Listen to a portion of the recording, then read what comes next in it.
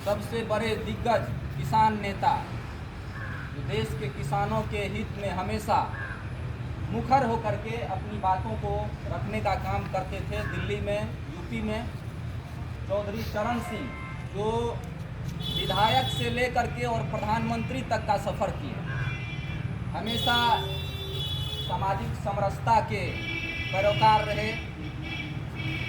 धार्मिक उन्माद को ये कभी भी बढ़ावा नहीं देने वाले ऐसे व्यक्ति थे, जिन्होंने अपने पद से ज़्यादा महत्व अपने विचारों को हमेशा देने का काम किया। आज उनकी हम लोग पुण्यतिथि मना रहे हैं। इनके निधन से देश के किसानों ने अपना सबसे बड़ा मसीहा खोया था, और उसकी भरपाई उनके जाने के बाद उनके पुत्र, और वो भी देश के बड़े किसान नेता रहे, चौधरी अजीत सिंह, जिनका भी आज से कुछ दिन पहले निधन हो गया था। और देश के किसानों का कहना था, जो दिल्ली में किसानों का एक सबसे बड़ा अगर वकील है उस दौर में, तो चौधरी चरण सिंह थे, जो किसानों के हित में अपनी बातों को रखते थे, वकालत करते थे। उसके बाद चौधरी अजीत सिंह भी लगातार, और चौधरी अजीत सिंह जी का हमेशा एक विचार रहा। आप लोग जानते होंगे, यूपी में मुजफ्फरनगर दंगा हुआ था, और उनके चौधरी अजीत सिंह के संसदीय क्षेत्र में वो आता था। उन्होंने खुल करके मुसलमानों के पक्ष में अपना समर्थन दिया, जिसके चलते उन्हें 2 बार लोकसभा की सदस्यता गंवानी पड़ी, लेकिन फिर भी वो जो धर्मनिरपेक्ष विचारधारा था उनको मजबूत करने में हमेशा लगे रहे।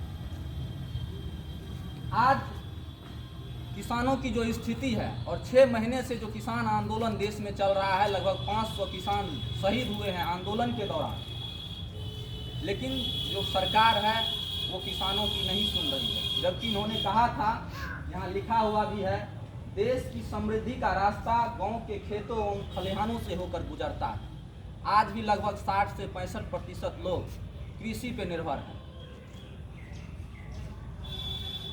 सीधे तौर पे कहे, डायरेक्ट या इनडायरेक्ट, किसी न किसी रूप से कृषि, किसान और उनके द्वारा उपजाए गए अन्न हर लोगों के जीवन को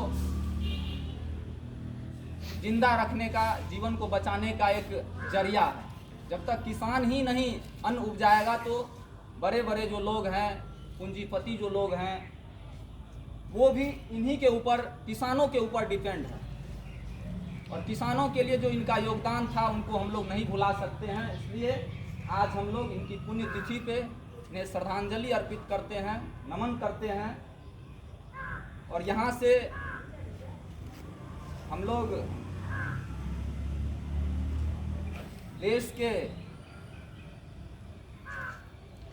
नेताओं से मांग करते हैं, जो सत्ता में बैठे हुए हैं, जो चौधरी चरण सिंह का जो विचार था किसानों के हित में, उनका ख्याल करके किसान जो देश में आंदोलनरत है एमएसपी की मांग को लेकर के, या केंद्र के द्वारा जो काला कानून किसानों के लिए लाया गया है, उनको रद्द करें। वही इनके प्रति सच्ची श्रद्धांजलि होगी।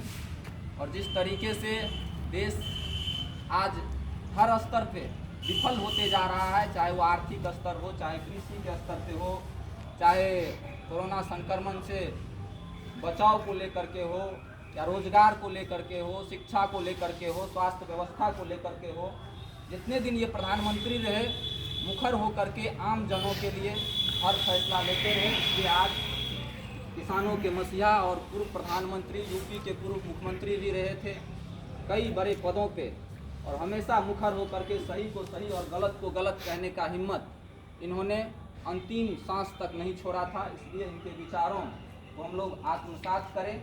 और किसान जब तक नहीं बचेगा, कृषि नहीं बचेगा, तो हमें लगता है देश के आम लोगों को बचाना मुश्किल होगा। जिस तरीके से महंगाई बढ़ रही है, जिस तरीके से लोगों का रोजगार खत्म हो रहा है, जिस तरीके से लोगों की आमदनी खत्म हो रही है, इसलिए चौधरी चरण साहब के विचारों को, इनके किए गए कार्यों को हमें याद करने की ज़रूरत है।